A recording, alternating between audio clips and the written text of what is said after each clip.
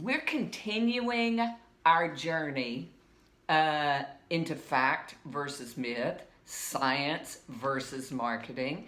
And the reason is because, look, every day, not only in my practice, not only on my people on the website, we are all continually ask questions where we understand that people think that any product works.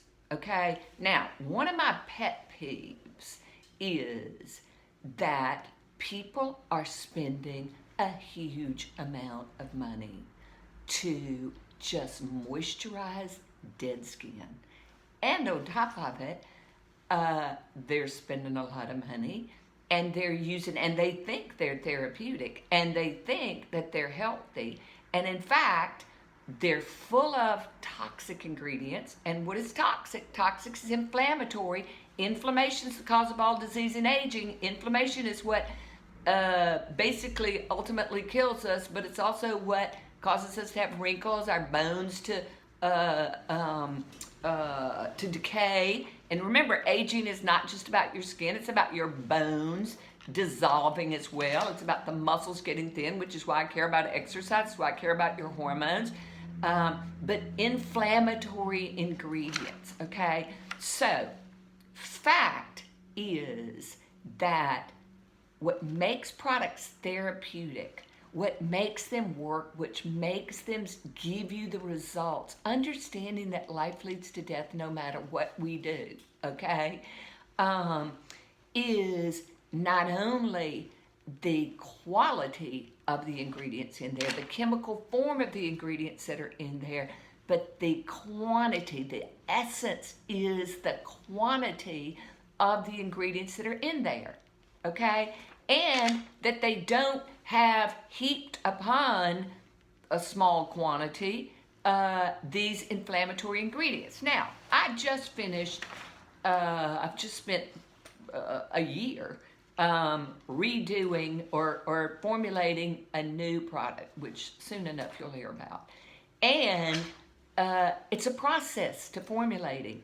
And in that process, you start with, here are the ingredients that we know are therapeutic in today's scientific world, okay? Not just greasy products or oils that are moisturizing dead skin, but that stimulate the skin to make new collagen, that stimulate the pores to get smaller, that stimulate the pigment to be exfoliated off, that exfoliate your skin, because all those things are essential.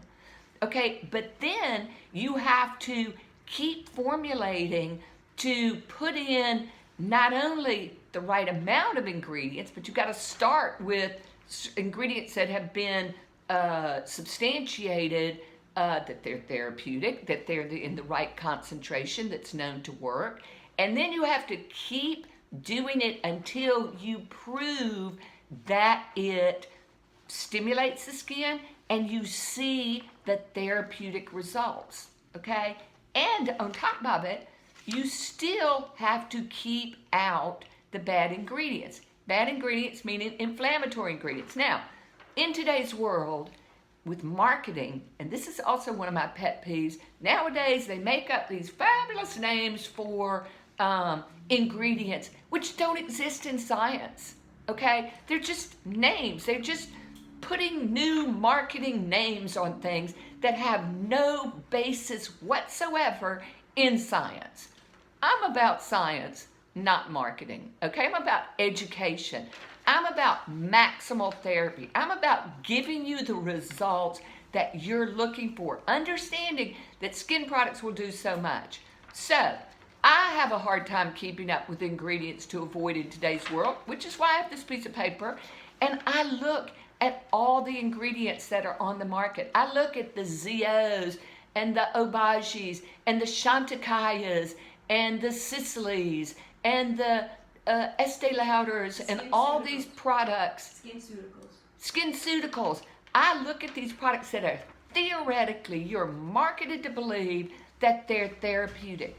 Number one is you have got to learn to read the ingredients. that are on the label. And there's a reason that they throw away the box when you go to the store, because they don't want you to read the ingredients. Try to find them on the internet. It's hard to do a lot of times, because I'm always looking at all that sort of thing.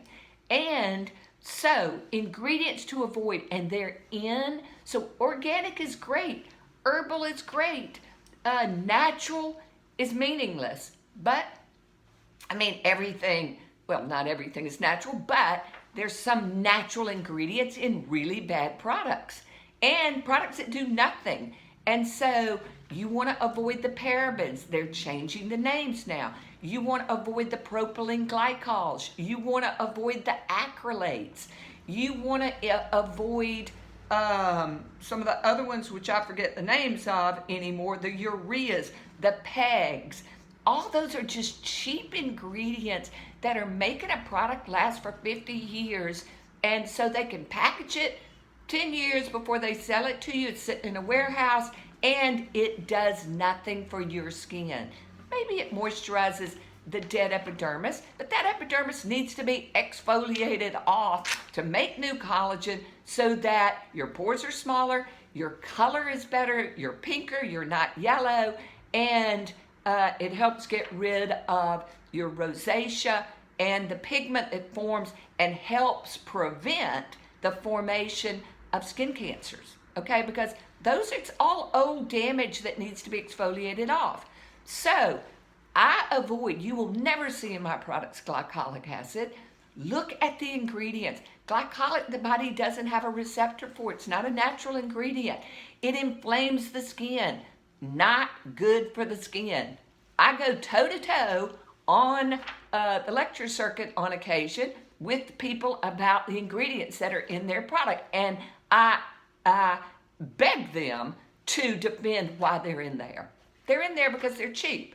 Okay, salicylic. I don't like salicylic. It inflames the skin. You will never see that in those ingredients in any of my products.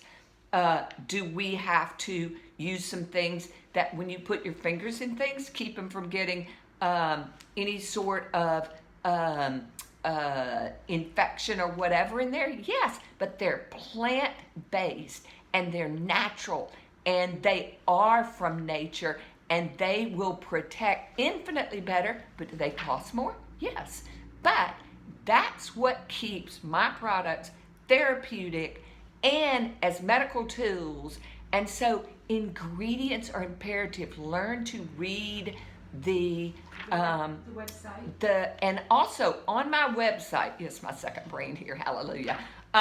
On the website is ingredients to avoid, that's under critical info. And look, we're trying to keep up as they change the names. The lauryl sulfates. I mean, cleansers that have lauryl sulfates in there. That's the same thing. It's basically just a little bit chemically different, but it's still inflammatory.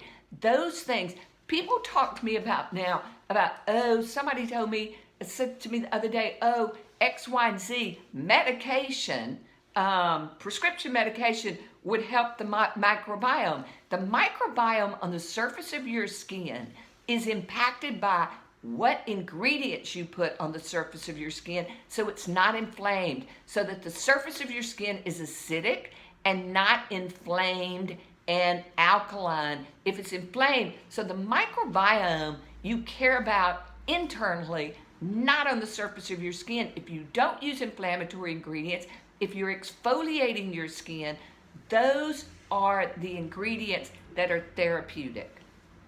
Thank you. Hope that helps. It will help.